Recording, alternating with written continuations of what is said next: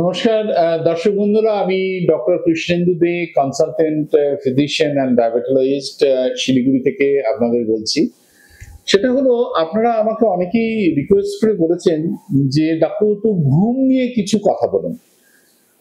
সেটা হলো এই যে ঘুম কিন্তু ভীষণ ভীষণ জরুরি দরকার। আপনারা জানবেন যে ভগবান এই ঘুমটা কেন আমাদের দিয়েছেন। তার কারণ হচ্ছে সারা দিনের খাটাখাটুনি, এক্সারসাইজ এবং বিভিন্ন ধরনের স্ট্রেস স্ট্রেনে আমাদের বডির যে ক্ষতি সাধন হয়, এই ঘুমের মধ্যে দিয়েই কিন্তু তার পূরণ হয়। এটা আপনারা জেনে রাখুন।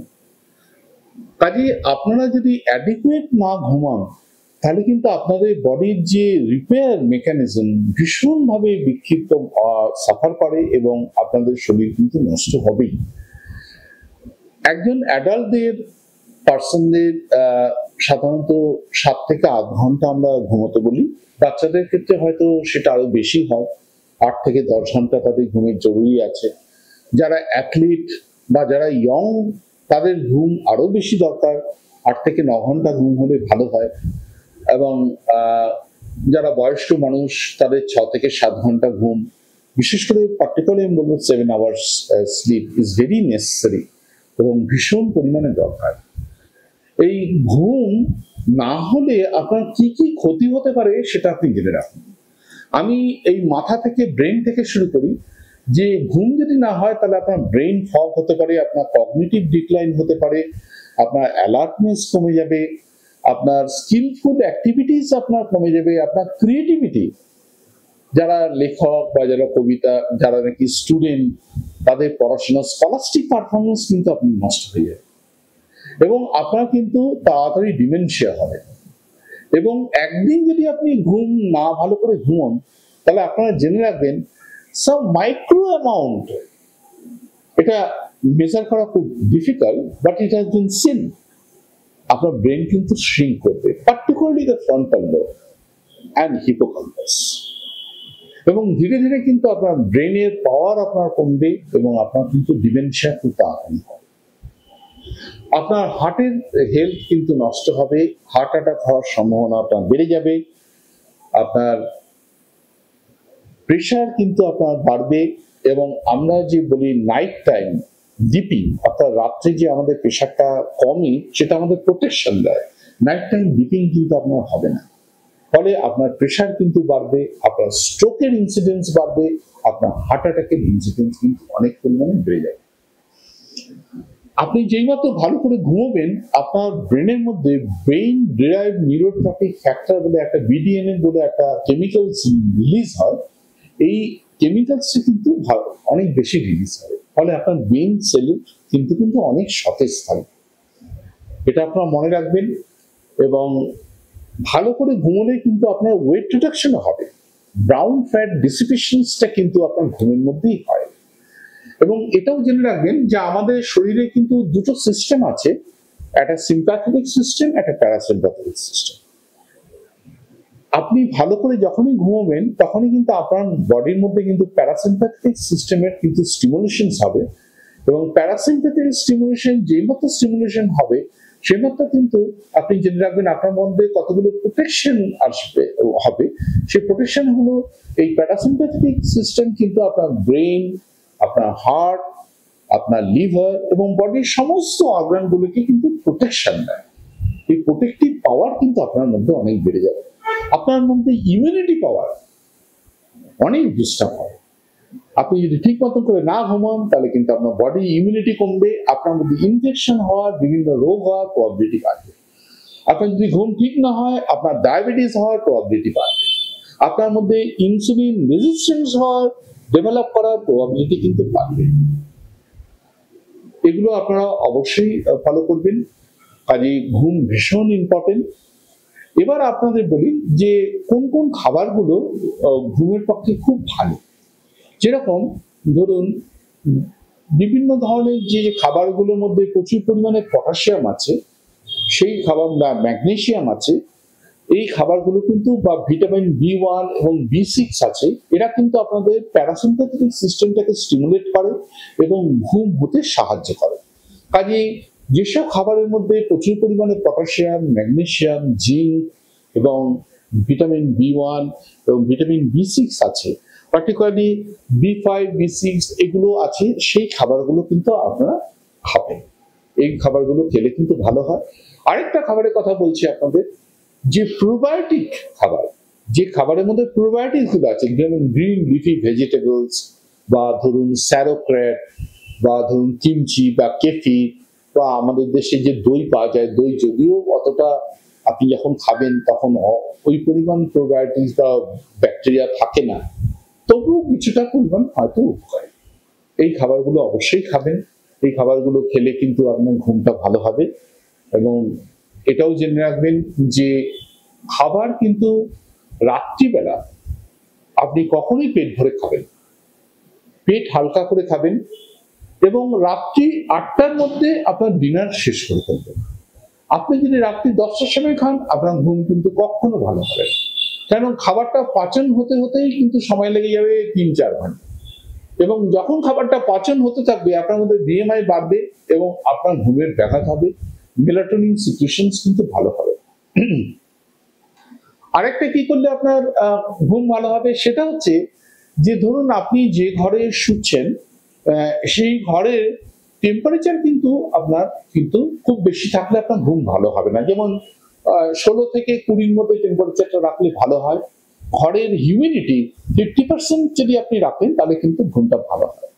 এবং যখন ঘুমাবেন তার 8 ঘন্টা আগে থেকে ঘরে আলো নিভিয়ে নেবেন, কেননা অন্ধকারে আপনার যে মেলাটোনিন বলে একটা হরমোন সিক্রেশন হয়, যে হরমোনটা আপনার ঘুমেকে হেল্প করে, সেটা কিন্তু বেশি সিক্রেশন হয় এবং ভালোভাবে সিক্রেশন হতে পারে। আপনি ঘরের মধ্যে যদি লাইট জ্বালিয়ে রাখেন, তাহলে কিন্তু আপনার ঘুম ভালো হবে, কারণ মেলাটোনিন সিক্রেশন কিন্তু ভালো হবে।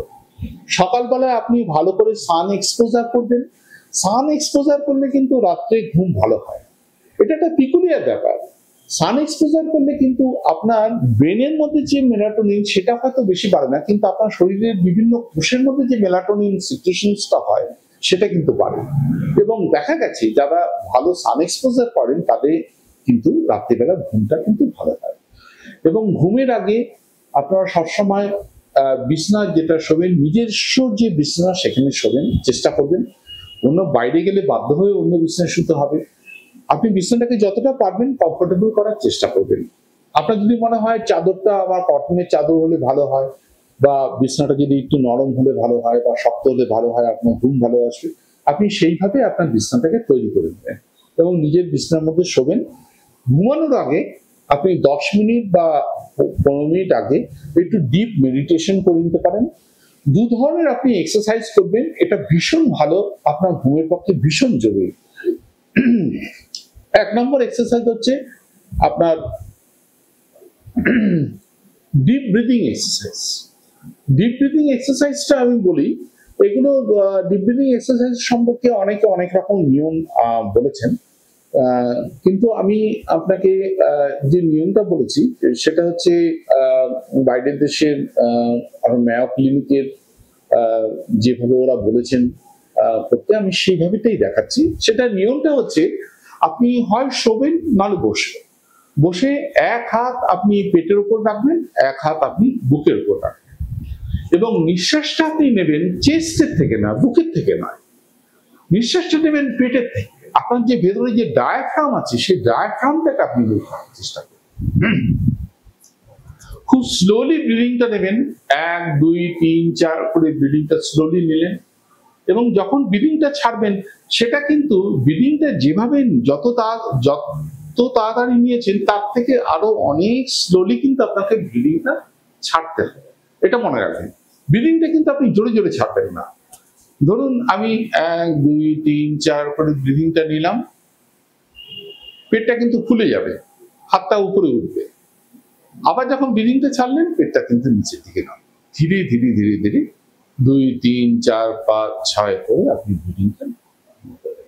এই ডিপ ব্রিদিং এক্সারসাইজ কিন্তু আপনার ডিপ স্লিপের জন্য ভীষণ ভীষণ আপনার ইম্পর্টেন্ট। আপনারা আমাদের যে যোগা পদ্ধতি, এক নাক দিয়ে নিঃশ্বাসটা নিয়ে আবার ধীরে ধীরে দুনাক দিয়ে ধীরে ধীরে নিঃশ্বাসটা নিয়ে এক নাক দিয়ে আপনি নিঃশ্বাসটা ছাড়লেন, এই ব্যায়ামটাও আপনি করতে পারেন। এটা আমাদের দেশীয় ব্যায়াম, আমাদের যোগাতে এই ধরনের ব্যায়াম শিক্ষা দেওয়া হয়, আর এই ব্যায়ামটাও ভীষণ ইম্পর্টেন্ট। আপনি যেটা সুবিধা হয় আপনি সেটা নেবেন। Deep breathing exercise is very important. আপনার স্ট্রেস কমানোর জন্য আপনি কিন্তু সবসময় ঘুমানোর আগে কিন্তু বেশি মোবাইল ঘাঁটবেন না বা টিভি দেখবেন না বা কম্পিউটার করবেন না, কারণ এই কম্পিউটার, মোবাইল বা টিভি থেকে যে ব্লু লাইটটা নিঃসরণ হয়, এই ব্লু লাইটের কিন্তু আপনার মেলাটোনিন সিক্রেশনস কিন্তু কমে যাবে। আর যে ইলেকট্রোম্যাগনেটিক ওয়েভটা আপনার নিঃসরণ হয় মোবাইল থেকেই বলুন, আপনার কম্পিউটার থেকে বলুন বা টিভি থেকে বলুন, এটা কিন্তু দূরে রাখবেন, যাতে আপনার মধ্যে ইলেকট্রোম্যাগনেটিক ওয়েভের এক্সপোজারটা যাতে কম হয়। টিভি যদি আপনি দেখেন, টিভি থেকে অনেকটা দূরে গিয়ে বসুন, যাতে ইলেকট্রোম্যাগনেটিক ওয়েভটা আপনার মধ্যে যত বেশি লাগবে তত কিন্তু আপনার ঘুমের ব্যাঘাত হবে এবং আপনার কিন্তু শারীরিক ক্ষতি হবে। এগুলো আপনারা করবেন। আমাদের আয়ুর্বেদ শাস্ত্রে খুব সুন্দর পদ্ধতি বলা আছে, সেটা হচ্ছে অশ্বগন্ধা। আপনি যদি অশ্বগন্ধা যদি একটু দুধে পাউডার বা অশ্বগন্ধা যদি একটু খেতে পারেন, তাহলে কিন্তু অনেকটা রিলিফ হয়, মানে স্ট্রেস অনেক রিলিফ হয়। এবং আপনারা ঘুমানোর পর ঘর অন্ধকার করে দিয়ে যদি আপনি গায়ত্রী মন্ত্র জপ করেন, ব্রাহ্মণ হয়ন করবেন, বা আপনার কোনো যদি গুরুদেব আপনাকে যদি দীক্ষা দিয়ে থাকে, যদি কোনো মন্ত্র ধীরে ধীরে ধীরে ধীরে আপনি, বা আপনি স্বামী বিবেকানন্দ বা ধরুন রামকৃষ্ণ পরমহংসদেব বা জেসাস ক্রিস্ট, বা ধরুন যারা মুসলিম আছে তারা আল্লাহ, বা যারা ধরুন বুদ্ধিস্ট আছেন বুদ্ধং শরণং গচ্ছামি করে আপনারা ধ্যান করবেন, দেখবেন আস্তে আস্তে আস্তে আস্তে আস্তে ঘুমটা সুন্দরভাবে আসে। এবং যাদের অবস্ট্রাকটিভ স্লিপ অ্যাপনিয়া আছে তাদের কিন্তু ঘুমের অসুবিধা হবে, এবং তারা কিন্তু ডাক্তারবাবুকে দেখিয়ে অবশ্যই সিপ্যাপ নেবেন। এবং সিপ্যাপ নিলে কিন্তু আপনাদের ঘুমের এই জড়তা, ঘুমের অসুবিধাগুলো কেটে যাবে, এবং ঘুম না হওয়া জনিত কারণে যে আপনাদের কমপ্লিকেশনস গুলো, stroke, heart attack, blood pressure, এগুলো কিন্তু অনেকটাই কমে যাবে। এইগুলো ফলো করবেন। আর খাওয়ার আগে রাত্রিবেলায় আমি আপনাদের অবশ্যই বলেছি, প্রোবায়োটিক যুক্ত খাবারগুলো কিন্তু অবশ্যই খাবেন, এবং স্পাইসি ফুড গুলো খাবেন না, অ্যালকোহল খাবেন না, কফি খাবেন না, চা খাবেন না, ড্রিঙ্কস করবেন না। রাত্রিবেলা যদি আপনি কফি খান, আপনার কিন্তু ঘুমের ব্যাঘাত হবে। রাত্রিবেলা যদি চা খান, ঘুমের ব্যাঘাত হবে। আপনারা রাত্রিবেলা যদি টিভিতে যদি অ্যাকশন মুভিজ গুলো দেখেন, তাহলে আপনার মধ্যে কর্টিসল সিক্রেশন বা অ্যাড্রিনালিন সিক্রেশন বাড়বে, এবং আপনার মধ্যে কিন্তু ঘুমের অসুবিধা হবে, ঘুমের ব্যাঘাত হবে। ঘর অন্ধকার করে শোবেন। সকালবেলা, দিনের বেলায় ভালো করে সানলাইট এক্সপোজার করবেন, এবং high intensity exercise is a very important thing. দিনে রাতে ঘুমানোর আগে কিন্তু এক্সারসাইজ করবেন না, তাতে সিম্প্যাথেটিক অ্যাক্টিভিটি কিন্তু বাড়বে এবং আপনার ঘুমের অসুবিধা হবে। আপনার যদি এক্সারসাইজ করতেই হয়, দিনের বেলা এক্সারসাইজ করুন, বা না হলে সন্ধ্যে 5টা বা 4টে-5টার মধ্যে এক্সারসাইজ করুন। ঘুমের আগে কিন্তু এক্সারসাইজ করতে নেই, এতে কিন্তু শরীর খারাপ হয় এবং রাত্রে ঘুমের ব্যাঘাত হয়। কাজে এগুলো একটু ফলো করবেন। এগুলো ফলো করলে আপনাদের ঘুম সুন্দরভাবে আসবে।